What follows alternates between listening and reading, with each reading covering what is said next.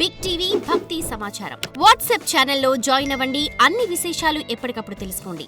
అమ్మ, హోలీ పండుగ అనేది బృందావనంలో ఏ విధంగా నిర్వహిస్తూ ఉంటారు? ఆ ప్రత్యేకతలు. హోలీ అన్నది ఏంటి అంటే రాక్షసుని అంటే హోలిక అనే రాక్షసుని చంపడం. ఇక్కడ ఎప్పుడైతే ఆ చంపేశారో మొత్తం ప్రపంచం అంతా ఏంటి అంటే రకరకాల రంగులతో. ఎందువల్ల ఆవిడ ఎప్పుడు వీళ్ళని ఇబ్బంది పెడుతూ ఉండేది. వాళ్ళ సంతోషాన్ని ఏం చేశారు అంటే వసంతం. ఆ వసంతంతో వాళ్ళు ఏం చేశారు, పంచుకున్నారు. ఈ వసంతం అంటే ఏంటి అంటే చెట్లు వాటి నుంచి వచ్చిన అంటే అంత సహజ సిద్ధమైంది.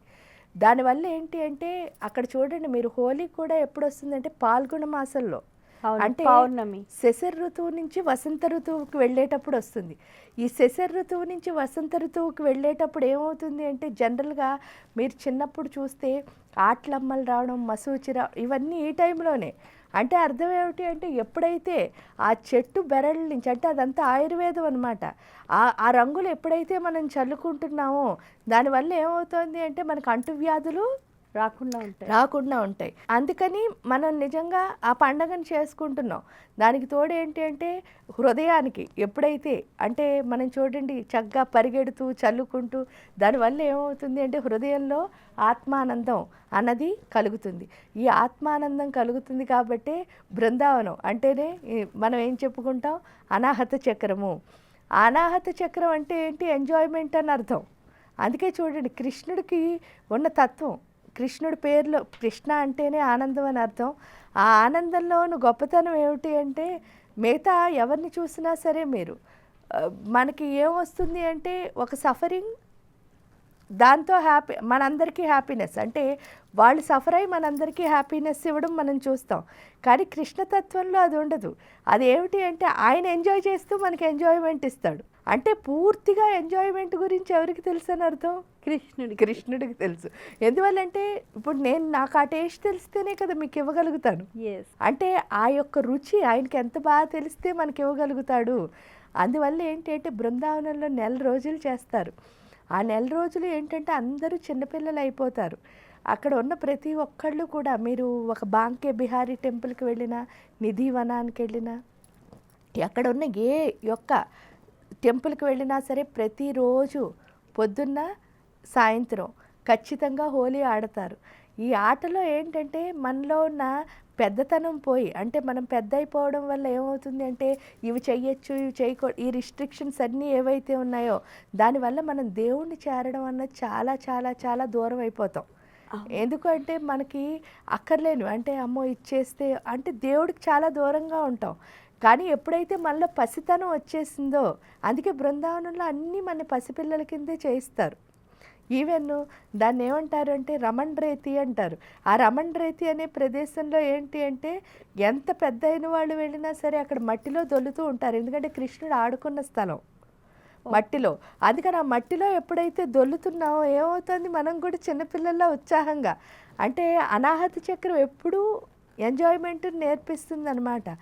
అది ఎప్పుడైతే వచ్చిందో ఈ పాల్గొన మాసం నుంచి శశిర్ ఋతువు నుంచి మనం వసంత ఋతువుకు వెళ్ళేటప్పుడు వచ్చి అంటువ్యాధుల్ని తీసేయడం ఒకటైతే, ఆ బృందావనంలో ఉన్న ప్రత్యేకత ఏంటి అంటే మన చిన్నపిల్లల కింద మార్చడం. ఎప్పుడైతే చిన్నపిల్లల కింద మారామో ఏమవుతుంది అంటే దేవుడికి చాలా పసిపిల్లల కింద ఉంటే దేవుడు ఏది ఇచ్చినా సరే మనం స్వీకరించగలం. మధ్యలో పెద్ద అయిపోయిన తర్వాత ఏమవుతుందంటే యాక్సెప్టెన్స్ అన్నది తగ్గిపోతుంది. ఆ యాక్సెప్టెన్స్ అన్నది పెంచుకోవడానికే అక్కడ 1 నెల రోజులు ఆడిస్తారు.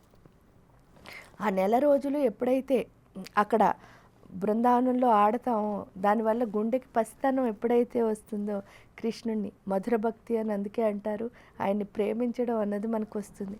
ఆ ప్రేమతత్వం ఎప్పుడైతే వచ్చిందో మనం హాయిగా ఆనందంగా ఇంకా ఏ పని చేసినా సరే అందులో మనకి ఎవరు కనిపిస్తారు అంటే కృష్ణ.